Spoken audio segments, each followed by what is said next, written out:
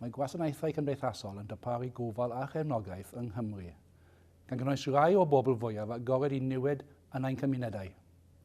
Mae'n bwysig i bob un ohonom fod y gwasanaethau hyn yn cael ei darparu i safon briodol, gan bobl sydd â chymwysterau briodol sy'n cael ei rheoleiddio ac sy'n gallu gael gafael ar y hyfoddion cywir.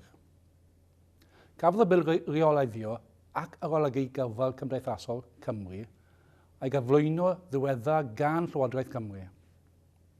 Mae bil, sy'n gyfraith ddrafft, yn ceisio diwygio a symleiddio fframwaith cyfreithol ar gyfer rheoleiddio ac arolygu gwasanaethau gofal cymdeithasol yng Nghymru. Ym mis Gorffennaf, bydd gofyn i Aelodau'r Cynulliad benderfynu i ddylai'r bil basio'r cam cyntaf ar ei daith i ddod yn gyfraith. Mwyn helpu aelodau i benderfynu ar y cwestiwn hwnnw, bydd y Pwyllgor Iechyd a Gofal Cymdeithasol yn ystod y misoedd nesaf yn cymryd tystiolaeth i'n helpu i ystyried dibenion a bwriadau bil ac ei ddeddfwriaeth hon yw'r ffordd gywir i'w cyfrannu.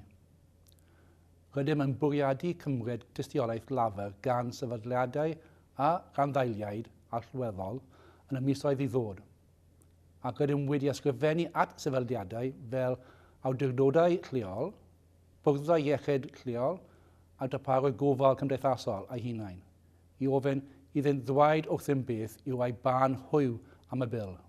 Rydym hefyd yn glywed gan bobl ledled Cymru, hoffwn wybod beth rydych chi'n ei feddwl am y ffordd y mae gwasanaethau gofal cymdeithasol a gweithwyr gofal cymdeithasol yn cael ei reoleiddio yng Nghymru.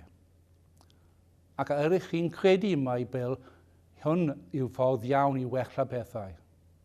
Mae rhagor o wybodaeth ar gael ein gwefan neu ein llif Twitter @Senedd Iechyd, lle y gallwch ddod o hyd i fanylion am y bil, sydd y gallwch ddweud wrthym beth yw eich barn, a sydd y gallwch gael y wybodaeth ddiweddaraf am y bil ar ein daith drwy cynulliad.